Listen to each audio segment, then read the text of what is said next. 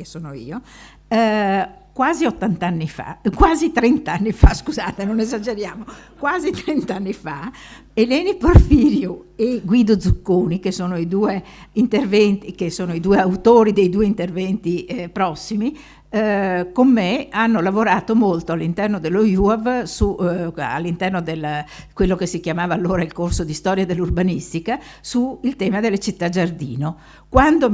ho deciso di proporre all'Istituto Veneto questo tema, mi è venuto ovvio e spontaneo richiamare sia Eleni che Guido, che su questi temi hanno lavorato veramente per tempi lunghi, ahimè anche loro hanno un po' di capelli bianchi,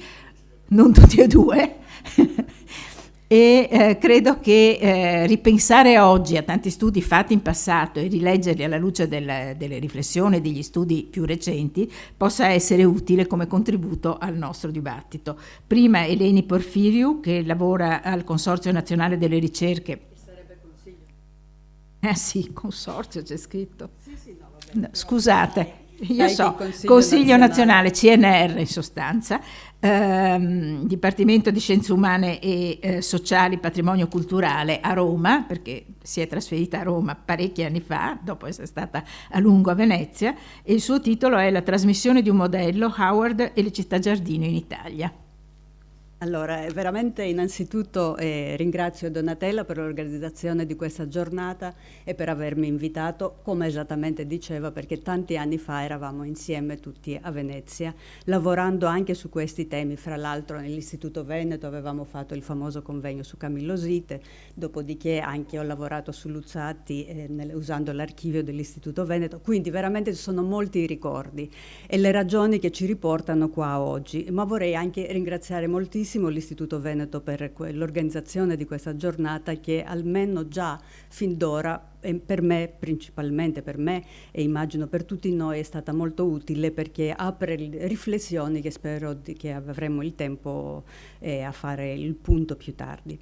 Il mio contributo, la scaletta, diciamo così, la cambierò un po', perché quello che è stato già sentito stamattina, le due interventi precedenti, vorrei far sottolineare certi aspetti che trovano degli elementi comuni anche nel caso che io porterò avanti nella mia presentazione. Quindi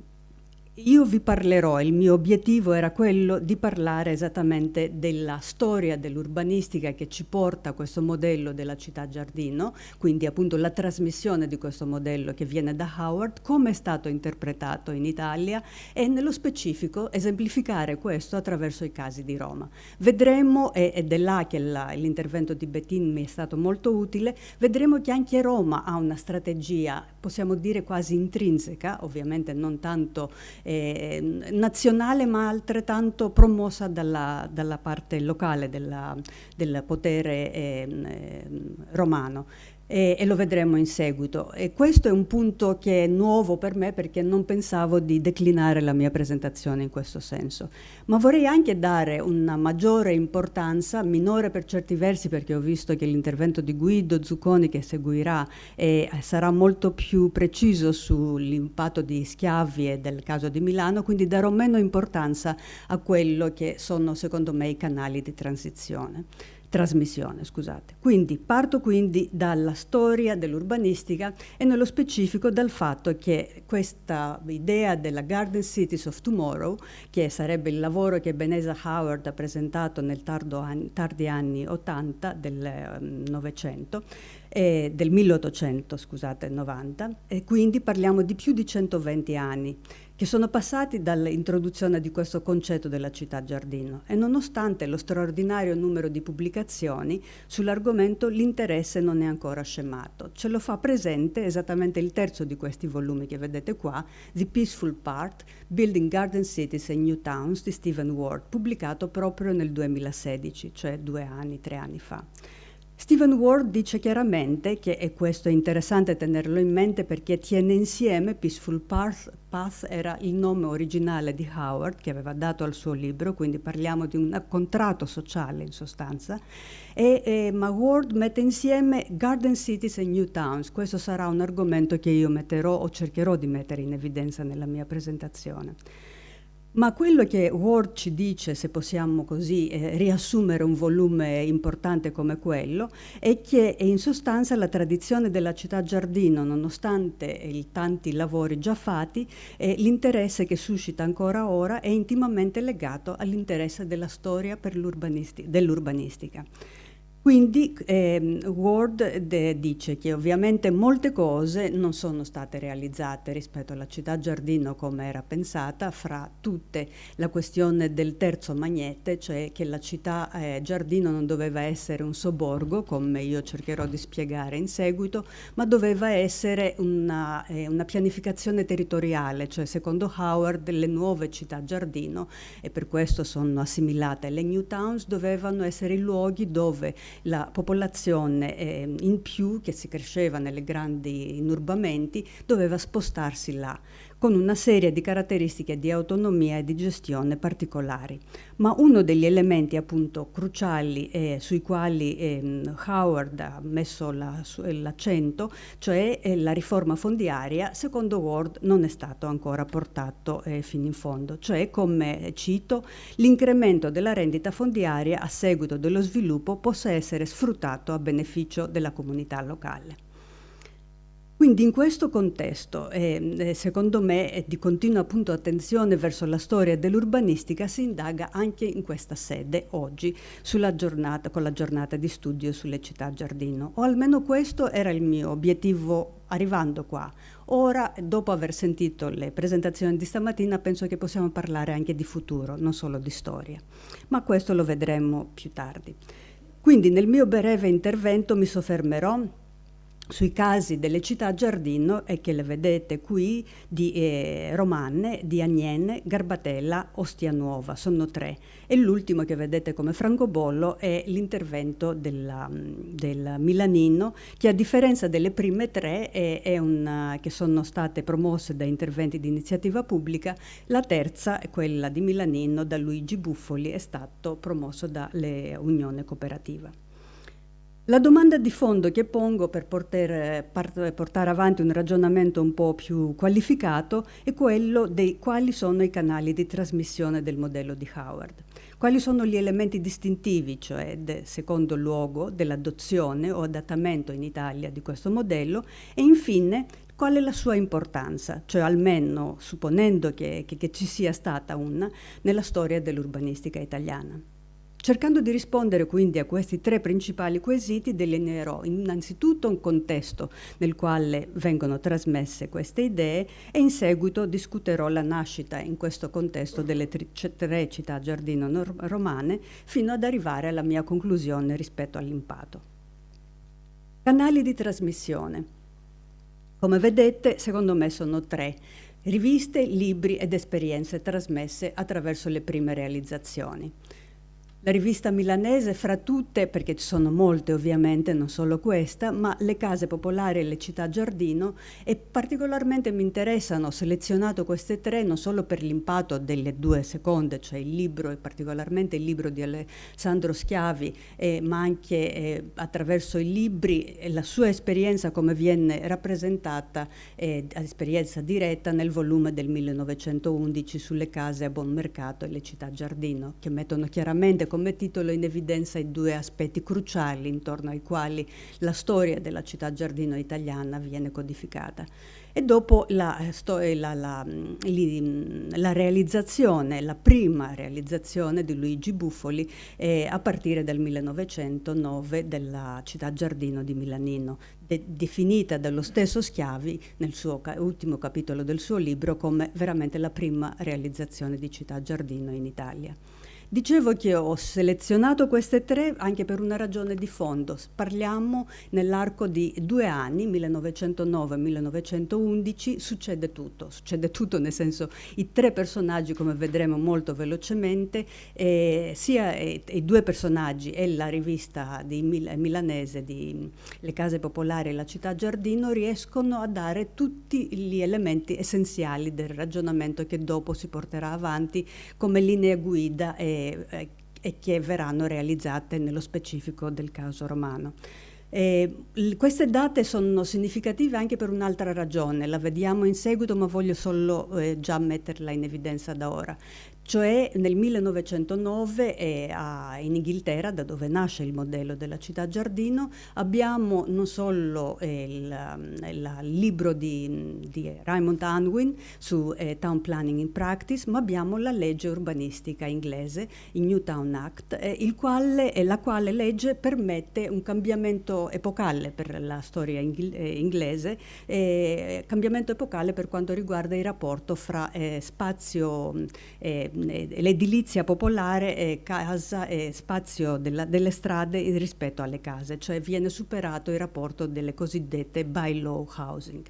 E le vedremo questo nelle immagini che seguono, però volevo mettere in evidenza che in questo contesto, fra queste due cose che ho già accennato, si realizza un convegno straordinario per la sua importanza. Nel 1910 la Royal Institute of British Architects crea il suo convegno, cioè organizza il suo convegno in parallelo con una grande mostra sulle città giardino, non solo inglesi ma di tutta l'Europa, che è non solo un atto di iniziazione a una cultura urbanistica internazionale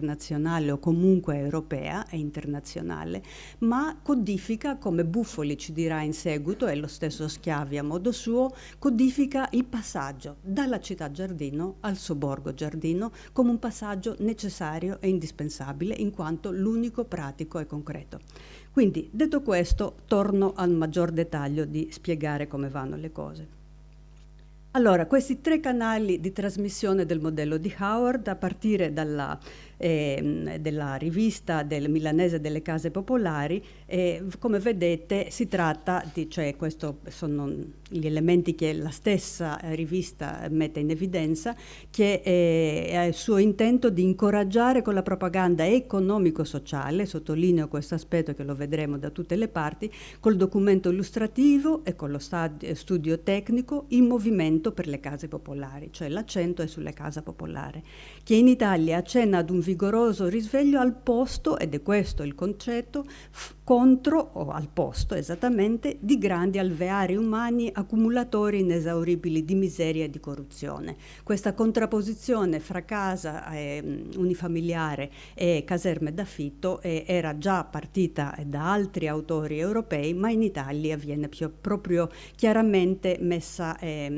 considerata il male città e l'inurbamento, il male edilizio si trova nei grandi casermoni. La costante attenzione, dice la rivista inoltre, che avrà sarà su analoghe esperienze europee che forniranno ampie notizie, ma anche daranno notizie sulla legislazione straniera. E in questo senso non è casuale quindi che ospiterà interventi di Schiavi, ma anche di Luigi Luzzati, che è stato il promotore di quest'ultimo, appunto, ha dato la nascita dell'Istituto per le Case Popolari, l'ICP da ora in poi, a quel tempo non era IACP, Istituto Autonomo, era Istituto per le Case Popolari solo, nel 1903, e che in seguito diventerà la grande riforma, la legge Luzzati, cosiddette del 1908. Passiamo a Schiavi. Rappresenta una voce autorevole, quindi non solo per i suoi studi accurati e conoscenza diretta sull'argomento. Questa conoscenza diretta ci viene offerta sia da Schiavi che da Buffoli, sulla base esattamente di questi viaggi conoscitivi, molto come visite ufficiali, che si facevano, organizzate da Benoît Lévy, che sarebbe appunto il fondatore dell'equivalente movimento di Howard in Francia. Lui creava questi viaggi in Inghilterra per andare a visitare sia la città giardino di Letchworth in quel caso, che in seguito quello di Hampstead. Ma Schiavi, come Buffoli, sarà presente anche nel convegno del RIBA, il Royal Institute of British Architects, che accennavo prima, nel 1910, ma inoltre per questi suoi ruoli e cariche che ha ricoperto, cioè direttore dell'Ufficio del Lavoro di Società Umanitaria, consigliere assessore al Comune di Milano, direttore dell'ICP di Milano, presidente dell'Associazione Nazionale degli Istituti Popolari e senatore della Repubblica nel secondo dopoguerra. Nei suoi scritti Schiavi mette in evidenza che, e come altrettanto nel suo volume che ho accennato prima, che si distacca consapevolmente, vorrei sottolineare questo, dal modello di Howard a favore di quello di Unwin. Passa dal modello della città giardino verso quello del sobborgo giardino. Preferisce Hampstead a Letchworth. Hampstead è a sinistra, Letchworth, scusate, dipende da come si vede, non ho mai capito come si dicono queste cose, ma questo va bene, mi fermo.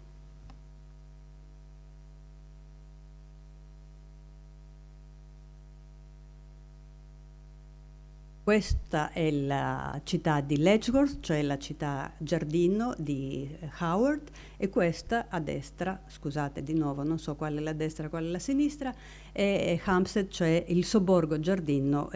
creato appunto da Raymond Unwin. Quindi dicevo, preferisce l'una dall'altra. Vediamo sulla base di che cosa. Il suo ragionamento è che alla ricerca di una sintesi fra città e campagna, ed era quella della famosa della tre magneti, questa è la sintesi che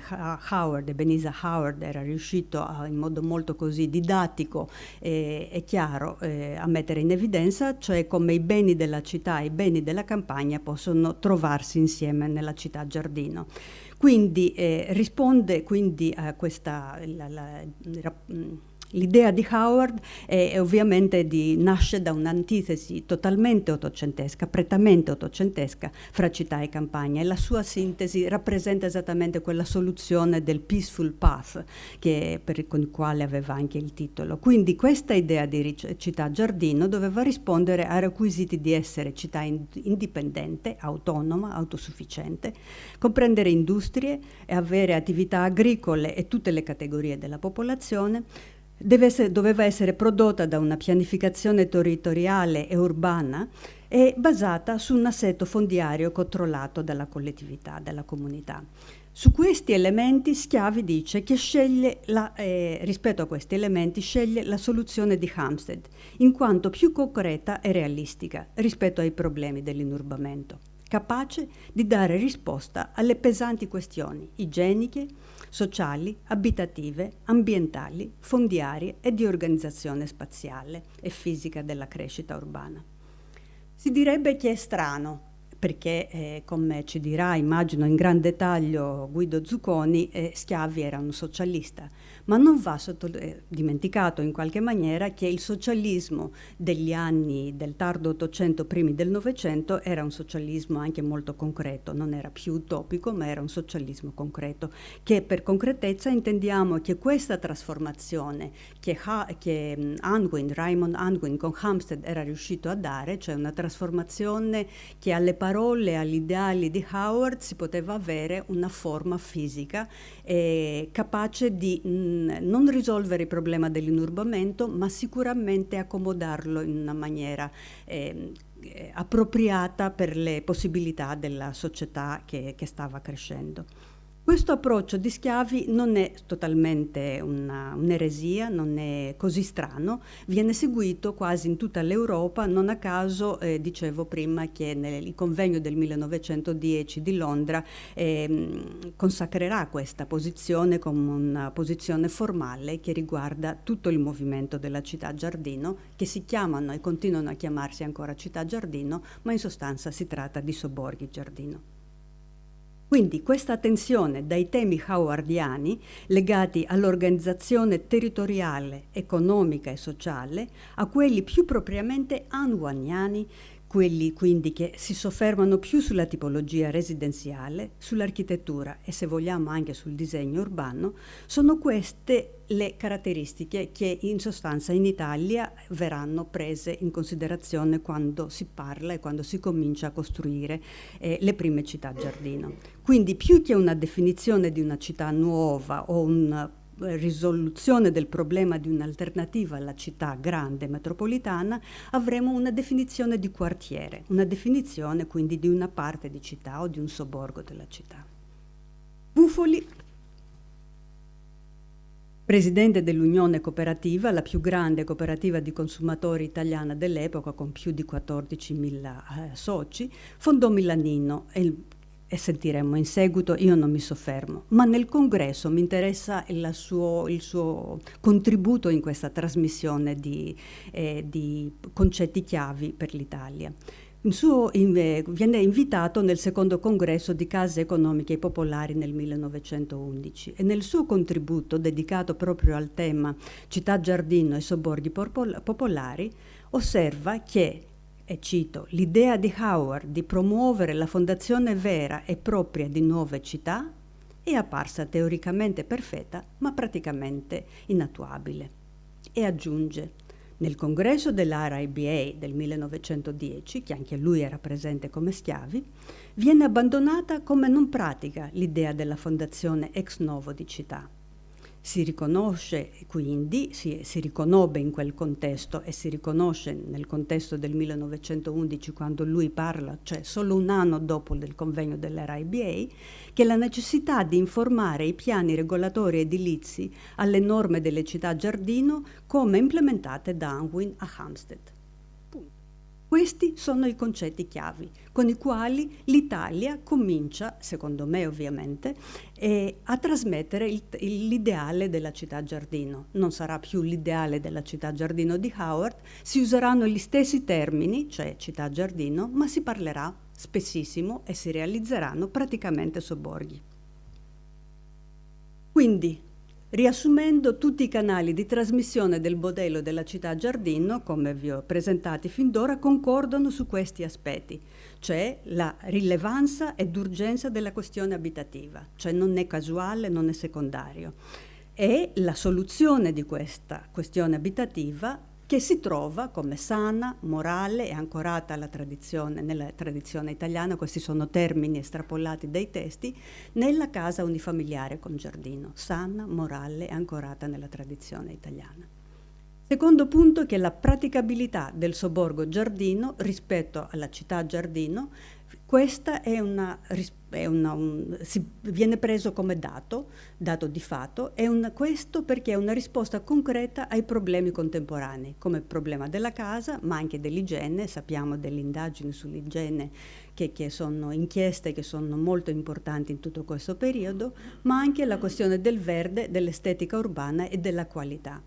Tutto questo anche mettendo insieme il controllo della speculazione. Come sarebbe arrivato al controllo della speculazione? Dall'affidamento delle operazioni per la creazione di sobborghi giardino sia all'iniziativa pubblica che privata attraverso l'indispensabilità del piano urbanistico. Questo è un concetto chiave. Non esiste città giardino, quindi, o comunque sobborgo giardino, senza un'idea di piano, e quindi in questo senso parliamo di storia dell'urbanistica, cioè un piano che per di più l'ente che promuoverà il piano avrà la possibilità di gestire, avrà sotto la sua proprietà l'intero terreno del sobborgo. Questi sono gli elementi chiavi con i quali le città giardino partono in Italia e ovviamente si aggiunge per ultimo, si augura da parte di questi 3 canali di trasmissione la riforma legislativa, ma che ovviamente nel caso italiano non avremo occasioni simili. Quindi non mi soffermo su una serie di altri elementi che possono dare forza all'argomentazione della centralità del sobborgo giardino come risposta al male città e della casa unifamiliare come risposta al male Casermone, ma i libri che si sono pubblicati in questo periodo, parliamo degli primi 10 anni del Novecento, sono tantissimi, manuali e libri come quelli di Landi, Amoruso, Casali, Pedrini, Magrini, Boldi, Levi, e non vi dico che i titoli non sono altro che una continua ripetizione del concetto della casa e città operaia, abitazioni popolari, tipi originali di casette popolari, villini economici, eccetera. E non è casuale quindi che sarà per l'emergenza abitativa che vedremo i primi risultati delle città giardino, prime realizzazioni. Emergenza abitativa però che non sarà quella della primissima decade del Novecento, come nel caso di Milanino, ma sarà quella del dopoguerra, del primo dopoguerra. Quindi a partire dal 1919 nasceranno una serie di città giardino, saranno prettamente sobborghi, ancora peggio, probabilmente peggio significa non c'è niente di peggio di un sobborgo, sto scherzando, si chiamano anche villaggi eccetera, però comunque è importante tenerlo in mente, anche se io non mi soffermo, che gli autori a cui ho fatto riferimento sono ben consapevoli di tutte queste terminologie e delle differenze fra l'una e l'altra e le esplicitano nei loro testi, quindi se casomai c'è confusione, c'è oggi confusione, ma non allora. Quindi questi nuovi piccoli borghi a cui faccio riferimento qua sono Baravalle, Campo dei Fiori, Tiepolo, Gran Sasso, sono tutti sobborghi che vengono realizzati dall'architetto capo della ICP, Giovanni Broglio. Sono quartieri urbani più che come quello del caso di Marghera, che dopo vedremo in maggior dettaglio, sono quartieri urbani piuttosto che città giardino e sono formati da villette isolate, ma la rivista ufficiale dell'ICP, La Casa, li definisce come che questi quartieri sono quello che gli inglesi chiamano garden cities. Questo appunto a livello di divulgazione, quindi ci è utile capire come vengono presentati. Entriamo quindi ora nel merito del nostro caso studio, che sono le 3 città giardino di Roma. In questo contesto quindi dell'emergenza, esattamente della crescente emergenza abitativa del primo dopoguerra, nascono nella municipalità di Roma, nel quartiere del Monte Sacro, la città giardino dell'Agnene e la città giardino di Garbatella. Le caratteristiche comuni che hanno e che prettamente riflettono quello che è stato trasmesso come modello di città giardino riguardano esattamente l'acquisto di terreni agricoli a basso costo nella periferia della città. Sono entrambi queste aree fuori dal piano regolatore del 1909. Di una crescita dello sviluppo, di un'organizzazione di quartieri nuovi, di sobborghi, quindi a bassa densità, l'affidamento dell'intervento a un ente pubblico, caso quindi romano è totalmente nei mani pubblici, e della preparazione di un piano urbanistico per affrontare la crescita e l'organizzazione di questi spazi. Quindi pienamente rispettano i dettami di schiavi, bufoli e la realizzazione, rispecchiano da vicino la realizzazione di Milanino. Nel 1919 viene istituita la cooperativa Città Giardino Agnene, fusione dell'Unione Edilizia Nazionale e dell'Istituto Case Popolari, cioè dell'ICP, con il compito di definire il quadro di intervento per un quartiere destinato alla classe medio-borghese dei dipendenti dei ministeri e delle ferrovie dello Stato. Nel 23 la gestione passa all'ICP e nel 24 nasce la città Giardino Agnene. Secondo la brochure del 1919, che pubblicizza appunto il nuovo intervento e promuove la partecipazione finanziaria, l'obiettivo è quello di convogliare il meglio della città e della campagna, principio prettamente howardiano, secondo il modello della Garden City inglese. Questi sono termini estrapolati dal testo, in termini di economicità, di igiene e di bellezza, e cioè con case con giardini, veloce economico trasporto in città, era prevista infatti un piano di tram, affitti bassi e ambiente bello. Il piano per l'area è di Gustavo Giovannoni. È inutile dire chi è Gustavo Giovannoni, abbiamo l'authority su Gustavo Giovannoni, Guido Zucconi, e quindi per chi non lo sa potete leggere i libri di Guido. Allora, comunque qualche parola sarà spesa su Giovannoni perché purtroppo io sono altrettanto così amante di Giovannoni. Allora, è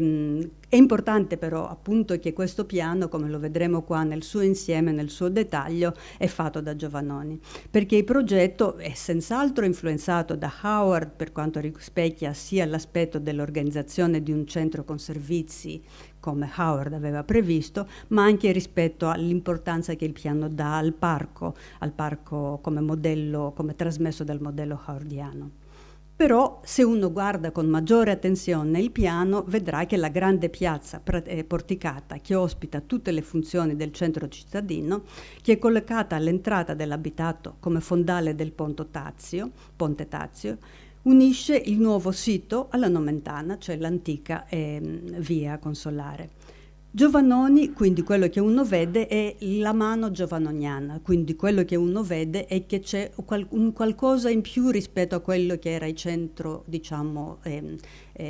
civico della Hampstead, o che era di Lutyens, niente meno anche là, ma che Lutyens non era Giovannoni, e tantomeno il centro civico di Letchworth. Quindi questa mano giovannoniana sarà la tensione del restante paper che vi presento. Cercherò appunto di mettere meglio in evidenza che cosa intendo e dove penso che abbia una sua valenza particolare. Quindi Giovannoni interviene direttamente nella progettazione del Ponte Tazio e della chiesa di Santi Angeli Custodi in piazza Sempione, mentre la sistemazione della piazza porticata fino alla chiesa e l'edificio d'ingresso sono opera di Innocenzo Sabatini. Strade alberate dipartono da questo cuore urbano allineato da palazzine, come quelle appunto della piazza Sempione, contribuendo così all'effetto di qualità urbana dell'abitato, prima di dare il passo alla tipologia edilizia dei villini con giardino, che occupano il resto del sito e che sono distribuiti lungo le strade curvilinee che seguono l'andamento del terreno di questa piccola collina di Monte Sacro. Tutti gli ingredienti che abbiamo visto nel disegno, o avremmo potuto vedere perché io non sono andata in nessun dettaglio, del centro di del sobborgo giardino di Raymond Unwin, si trovano, cioè del Hampstead, si trovano qui, ovviamente reinterpretate dalla mano giovannoniana e dagli architetti del periodo. Quali sono questi elementi di buon disegno urbano? Il rispetto per l'orografia e la configurazione naturale del sito, sia riguardo la rete stradale, ma anche l'organizzazione del verde, dei parchi. Secondo, l'ampia gamma di tipologie edilizie e di appropriati raggruppamenti, in modo da dare individualità e carattere ad ogni lotto. Terzo, speciale attenzione alla qualità urbana del centro cittadino, cioè attraverso una composizione racchiusa della piazza da edifici, porticati, visuali prospettiche, eccetera. E avremo l'occasione di ritornare su questi aspetti. Passiamo ora da vedere Ostia e Garbatella. Perché Ostia e Garbatella? Fin d'ora non ho parlato di Ostia. Perché con il piano regolatore del 1909 di Roma, l'avete sotto mano, sotto gli occhi, si va definendo una zona industriale a sud della capitale, che con la prosecuzione della via ostiense fino al mare delinea un'anse infrastrutturale, funzionale alla realizzazione del nuovo porto di Ostia Nuova. La realizzazione di Ostia Nuova, quindi, questo nuovo sobborgo, è legata al desiderio di espansione verso il mare della città di Roma e ad una volontà, se vogliamo, anche del risanamento dell'agro romano, tema grandissimo a cui non apro minimamente la questione ora. Come Paolo Orlando, uno dei maggiori sostenitori di questa complessa vicenda, ha scritto: nessun'altra opera pubblica a Roma è stata mai proclamata, sostenuta e imposta per un periodo così lungo come il porto di Ostia dal 1887 al 1917. Infatti il mio rapporto, cioè riferimento che facevo all'inizio alla mia scaletta mentale, che cambia, è dovuto a questo. Il rapporto fra Marghera, il porto di Marghera, l'industria di Marghera e l'industria dell'area dell'Ostiense, il porto di Ostia, e quindi questo parallelismo che trovavo stamattina fra le cose che ci diceva Bettin e quello che è il caso di Roma e la storia di Orlando e delle due città sobborghi mettono in evidenza, sobborghi Giardino, scusate. Infatti Orlando, a partire dal tardo 1890, è stato un promotore infaticabile del piano di trasformazione di Ostia, in un centro industriale marittimo connesso a Roma attraverso il porto fluviale lungo il Tevere. Nel contesto di queste attività industriali aveva immaginato anche la creazione di Ostia Nuova, come, e cito, una città giardino appropriata alle moderne esigenze di igiene e comodità del luogo. Per questa ragione aveva preparato un piano nel 1909, ed è quello in alto, che si vede appena, e in seguito aveva contattato Giovannoni, che insieme all'Associazione Artistica tra i Cultori di Architettura, cioè di Roma, cioè l'ACAR, ne avevano preparato un altro a proprie spese che hanno offerto al Comune nel 1916, che è quello in basso. In parallelo, con legge del 1919, viene istituito l'Ente Autonomo per lo Sviluppo Marittimo e Industriale di Roma, lo SMIR, con una durata prevista di 70 anni e con l'obiettivo di programmare e coordinare lo sviluppo urbanistico e residenziale di tutta l'area a sud di Roma e verso il mare. Fra i suoi obiettivi principali sono stati quelli della realizzazione del porto, della città giardino di Ostia, cioè Ostia Nuova, che distava 25 km da Roma, e il loro collegamento ferroviario. ISMIR, questo ente quindi, in collaborazione con l'ICP, a loro viene affidata nel 19 anche la pianificazione e costruzione della città giardino, o borgata giardino come alcuni storici preferiscono, di Garbatella. Quindi il piano di Garbatella e di Piacentini e Giovannoni, ma in sostanza il rapporto fra Garbatella e lo SMIR è strettissimo. Visti questi termini, quindi, le città giardino di Ostia e di Garbatella possono essere considerate come parte di una più complessa pianificazione strategica che coinvolgeva il dislocamento di future aree residenziali vicino a nuove attività industriali e marittime, e con l'obiettivo di offrire case economiche e ambienti salubri e belli, integrando quindi abitazione al lavoro. Ostia Nuova. Il progetto rigorosamente geometrico di Orlando, che avete nella vostra immagine sopra, del 1909, chiaramente contrasta con il piano curvilineo che segue i contorni del terreno proposto da Giovannoni e dal suo gruppo di architetti dell'ACAR, da lui proprio selezionati. La loro relazione che accompagna il piano ben descrive il loro approccio ed è un chiaro manifesto di estetica urbana, secondo me. Cito la relazione. Il tracciato delle vie e la disposizione degli edifici non rappresentano più, se non in concezioni arretrate, che ebbene scompaiano, astratte esercitazioni geometriche fatte con la squadra e il compasso.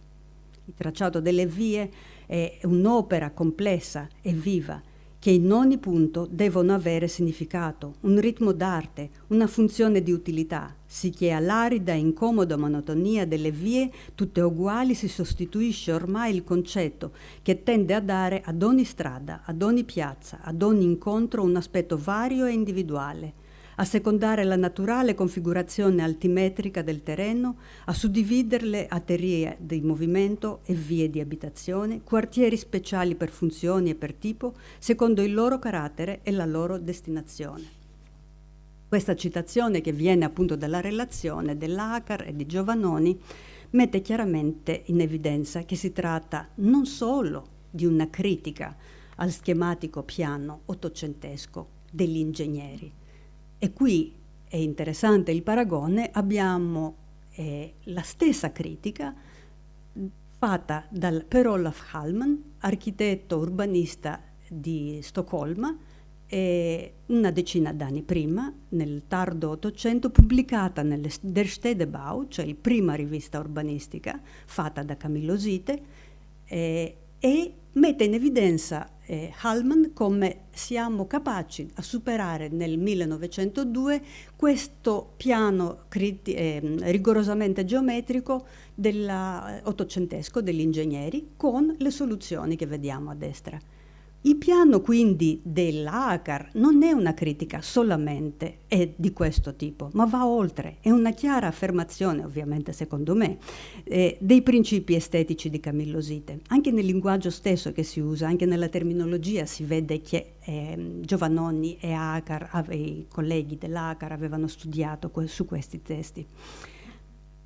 Ma anche dei suoi seguaci, cioè sono influenzati da Sitte, ma anche dai suoi seguaci. E qua abbiamo quel riferimento, questi sono tutti riferimenti al progetto di Unwin per la città giardino, o sobborgo giardino per essere precisi, di Hampstead, ma che il riferimento è questo alle bylaw houses che vi dicevo, cioè il regolamento edilizio che esisteva, la prima immagine, prima della legge del 1909, che una volta superato questo ostacolo che veniva dato dai regolamenti edilizi, finalmente Unwin ha potuto gestire il rapporto fisico fra casa verde e strada. Quindi, nello specifico, il piano di Ostia può essere letto come segue. Tre vie principali corrono parallele al mare e sono disegnate mantenendo intatti gli aspetti paesaggistici del sito, cioè le grandi dune, che impongono quindi a volte un andamento curvilineo. Una grande promenade correva lungo la spiaggia con caffè, ristoranti e altri negozi, dando accesso anche agli stabilimenti balneari, ed è interessante questo aspetto del rapporto immediatamente con l'aspetto balneare dell'area. Mentre il baricentro della città, che era più a nord, era localizzato intorno a queste due piazze, se riesco. Queste sono le due piazze. Due piazze adiacenti, quella della stazione ferroviaria e quella della cosiddetta Piazza Grande, già nel piano menzionata come tale, che rappresentava il centro civico della città. La maggior parte degli edifici pubblici come chiesa, scuola, posta, uffici del comune, mercato, eccetera, erano collocati in quest'ultima. Un disegno prospettico della piazza grande che accompagnava il piano mette chiaramente in evidenza l'ispirazione sittiana ancora una volta di esso. La scala propriamente urbana della piazza e la sua composizione movimentata da scalinate, prospettive e declivi, la sua chiusura visiva con portici, colonnate e prospettive monumentali o naturali, esplicitamente echeggia le tendenze prevalenti al di là delle Alpi. E qui avete il confronto con il piano del 1915, quindi parliamo di un anno di differenza, di Saarinen per Helsinki. Ovviamente non è una città giardino, ma veniva considerata, non casualmente, da Saarinen come la vera interpretazione del progetto howardiano su scala territoriale di creare città giardino per il dislocamento dell'inurbamento eccessivo di Helsinki.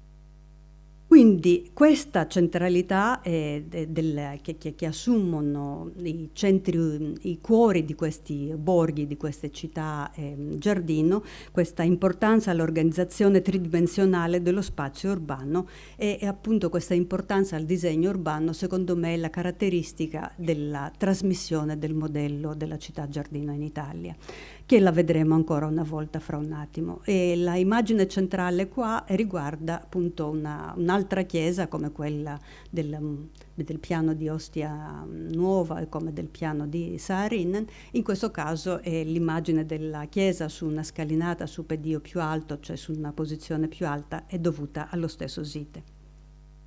Negli anni 20 alcuni degli architetti dell'Acar riescono a realizzare anche le intenzioni del piano attraverso i loro progetti reali, come quello di Fasolo, per esempio, per il comune, il palazzo del comune. Ma molti altri, come Piacentini, Magni, Milani, riescono a realizzare i loro progetti, arrivando così ulteriormente a contribuire alla qualità artistica della stessa area di Ostia Nuova. Ivillino, scrive Orlando nel 1941, è l'elemento che caratterizza tutto il piano di Ostia Nuova e che ne rappresenta la qualità tipologica. il regolamento edilizio proposto dall'ACAR si basava dal punto di vista finanziario sul meccanismo delle incentivazioni, continuo a citare Orlando, delle parti più lontane dal mare e per salvaguardare la qualità architettonica e il rispetto delle tipologie edilizie, la vendita del loto venne vincolata al giudizio positivo della Commissione in relazione ai valori compositivi e il decoro del progetto. Questo ci fa capire quindi ancora una volta l'importanza che l'ACAR dava anche ai regolamenti edilizi e alla realizzazione stessa. Ma diversamente dall'intenzione originale di Orlando, sin dall'inizio Ostia Nuova non sembrava veramente essere stata concepita come un'area intesa ad accomodare lo sviluppo residenziale del vicino porto e dei suoi operai. Al contrario, sembrava essere stata pianificata per soddisfare i bisogni di un insediamento balneare per ambienti e meno ambienti. Probabilmente Giovannoni, che aveva già acquistato un terreno ad Ostia nel 1915, cioè un anno prima del piano, aveva compreso bene la futura destinazione della città giardino come sobborgo e luogo di villeggiatura. Un ruolo che Ostia definitivamente assunse dopo il 1923, con la soppressione dello SMIR, cioè dell'ente, e l'arresto dello sviluppo del porto. Alla fine l'ente SMIR fu operativo solo per 4 anni invece dei famosi 70 che era pensato.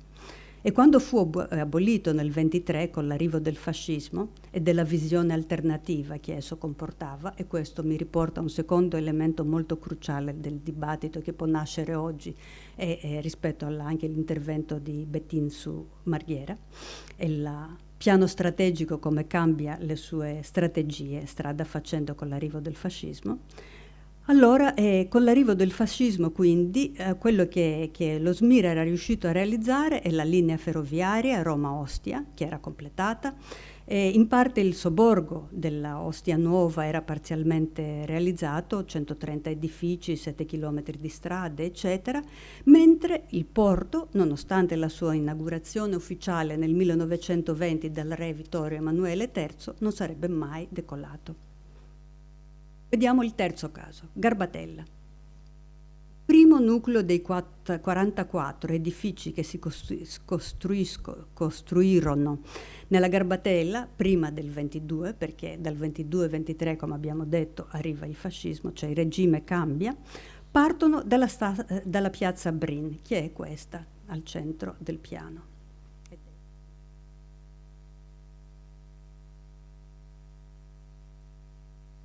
Si tratta di semplici case a 2-3 piani con un piccolo giardino costruite a basso costo con materiali economici che garantivano una struttura solida, ma le loro elaborate decorazioni, che come alla città giardino di Agnene si ispirava al barocchietto romano, che consiste nella rielaborazione di elementi dell'architettura minore romana del 5-700, hanno dato un carattere speciale all'intera zona. Uno dei primi complessi è stato costruito da Sabatini, che è quello che vedete ora. Il suo arco centrale rappresenta la porta dell'intero quartiere ed è il collegamento tra Piazza Brin e il cuore della Garbatella. È costituito da 2 edifici, ma il volume non è compatto e le facciate sono decorate da diversi elementi architettonici opposti alla regolarità della pianta. Sabatini infatti utilizzò la stessa pianta per entrambi gli edifici, creando però prospetti asimmetrici. Quindi, al tempo stesso, un'importante scalinata disegnata da Plinio Marconi dà accesso alla piazza, unendo la città giardino al distretto industriale di Ostiense, e ha come fondale l'arco del complesso di Sabatino, come vedete qui. Ma come abbiamo detto, l'avanzamento del regime fascista dal 23 mutò profondamente lo sviluppo della città giardino. La soppressione di SMIR significò nei fatti la fine del progetto di Garbatella come città giardino per ospitare gli operai delle vicine industrie. Ma al tempo stesso la proprietà pubblica del territorio di Garbatella offrì al regime una soluzione al problema del trasferimento, cioè della deportazione per molti storici, della popolazione dislocata dal centro storico della città a seguito dei vasti programmi di demolizioni da esso avviati, cioè dal regime avviati, per rivelare il famoso volto grandioso dell'antica Roma. Queste sono parole di Mussolini. E anche dalle baraccopoli legali della periferia romana. Diverse tipologie edilizie per accomodare questi gruppi di sfratati furono proposte dall'ICP, come palazzine a 2-3 piani che disponevano dei cortili adibiti a verde piuttosto che dei giardini individuali, o grandi edifici a forma di Y, costruiti come in questo caso da Sabatini nel 29-30. I cosiddetti alberghi suburbani, ispirati dall'unità d'abitazione con servizi collettivi e inizialmente pensati per una permanenza solo temporanea. Alla fine degli anni 20, lo sviluppo intensivo dell'area e la graduale riduzione dello spazio verde aveva totalmente cambiato il suo carattere originale. Da città giardino a sobborgo giardino era diventato un quartiere vero e proprio della città di Roma. Ciononostante, la qualità urbana del piano, caratterizzato dalle prospettive chiuse, dalle sue strade tortuose, dalle ripide scalinate, dalle incotevoli piazzette, la costruzione di molti edifici da parte di architetti di spicco e l'utilizzo di Garbatella come vetrina da parte del regime, come nell'occasione del congresso internazionale su Housing and Town Planning, che non era niente meno che la vecchia associazione di Città Giardino, tenuto a Roma nel 1929, contribuirono a fare di Garbatella un luogo ancora oggi significativo come laboratorio a cielo aperto degli anni 20. Le intenzioni del regime furono pubblicamente annunciate nel 1928 da Virgilio Testa in occasione dell'inaugurazione da parte di Mussolini dell'autostrada che univa Roma ad Ostia. L'obiettivo di portare Roma al mare, disse Testa, sarebbe stato realizzato costruendo una città lineare e non per mezzo di questa è la versione, aggregazioni residenziali rurali promosse dall'idea di città giardino. Questa è la fine, quindi, di questo percorso. Tirando quindi le conclusioni da questa ricca storia dei limitati esperimenti condotti in Italia nel primo quarto del XX secolo e ispirati dalla città giardino, non si può evitare di mettere in evidenza che l'arrivo del fascismo nel 22 pose fine già agli interventi privati che pubblici delle città giardino. Il regime era ideologicamente contrario all'idea borghese della città giardino, considerandola utile solo perché offriva un complemento alle tipologie edilizie urbane. Il potere dell'ideologia e il controllo immediato che il regime esercitava su tutte le cariche pubbliche fecero il resto. Le posizioni occupate da Alberto Calzabini sono indicative. Egli diventò presidente dell'ICP nel 23. Era già segretario della Corporazione Fascista degli Architetti, primo presidente dell'INU fino al 42, membro della Commissione per il Piano di Roma del 31 e membro della commissione che stilò la prima legge urbanistica del 42. C'è poco altro da dire. Ma l'opposizione del regime alla città giardino, criticata come soluzione borghese, non fu altrettanto chiara nei confronti della declinazione della città giardino come New Town. Declinazione che nel secondo dopoguerra largamente soppiantò la città giardino, a tal punto da trasformare addirittura Welwyn, cioè la seconda Garden City iniziata da Howard del 1919, in una delle città satellite del piano di Londra, cioè della Greater Plan, London and New Town Plan di Abercrombie, che avete sotto i vostri occhi, del 1944. Al contrario, il regime stesso sostenne e promosse non solo l'EUR, che tutti conosciamo, nella via verso il mare, come una New Town e una vera città satellite di Roma, ma negli anni 30 la costruzione di numerose città e borghi di nuova fondazione nell'Agro Pontino, e non solo, come le New Towns di Litoria, Sabaudia, Pontinia, Aprilia e Pomezia, aprendo così un nuovo capitolo di storia dell'urbanistica. Capitolo nel quale, con tutti ovviamente i dovuti distinguo, si ritrova ancora una volta la stessa attenzione al disegno urbano, al rapporto compositivo tridimensionale fra architettura, spazio pubblico e natura, che contraddistingue gli interventi appena discussi delle città giardino. La presenza di Giovannoni nella progettazione di tutte e tre le città giardino di Roma e il coinvolgimento più o meno dello stesso gruppo di architetti descrive con chiare lettere il predominio a Roma e non solo, questo ce lo dice già Guido Zucconi nel suo libro, e non solo della scuola romana, predominio non solo a Roma. E anche in termini strettamente accademici, visto che la prima facoltà di architettura d'Italia fu fondata dallo stesso Giovannoni nel 1920, è comprensibile questo predominio. Come direttore della facoltà, fino al 1935, Giovannoni e il suo approccio al progetto urbano come punto d'incontro fra arte e scienza attraverso l'opera dell'architetto integrale ebbero un ruolo predominante, influenzando quindi anche l'esito della pianificazione delle prime città giardino. Ma il mio punto è che non solo fin là, perché vorrei suggerire infatti, concludendo, che l'aspetto distintivo e caratteristico della produzione italiana,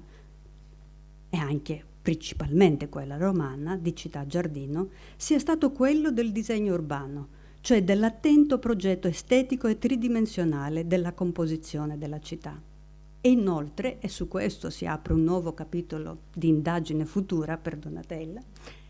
e inoltre, e diversamente dallo sviluppo dell'urbanistica inglese, e nello specifico delle garden cities, che nel trasformarsi in new towns nel secondo dopoguerra si trovano senza nessuna tradizione di qualità urbana, gli interventi delle new towns italiane, cioè delle città di nuova fondazione, sono ammirate da tutti, razionalisti, modernisti, cioè Le Corbusier, perché i razionalisti sono quelli italiani, e tradizionalisti. Ed è questo quindi, secondo me, l'impatto, il lascito, l'importanza che la città giardino hanno avuto e hanno tramandato in Italia. L'attenzione al site planning di Unwin, l'attenzione ai principi estetici di un'arte tridimensionale urbana di Camillo Sitte. Quando quindi Stephen Ward dice che c'è ancora molto da fare, possiamo concordare con lui, perché molto lavoro ancora c'è da fare, sia in termini urbanistici, ma anche in termini di storia dell'urbanistica. Vi ringrazio. Ringrazio moltissimo Eleni, perché mi pare che dia corpo a un'idea che io ho sempre avuto, che è quella dell'importanza della comparazione, e in fondo il convegno stesso era costruito su questo aspetto.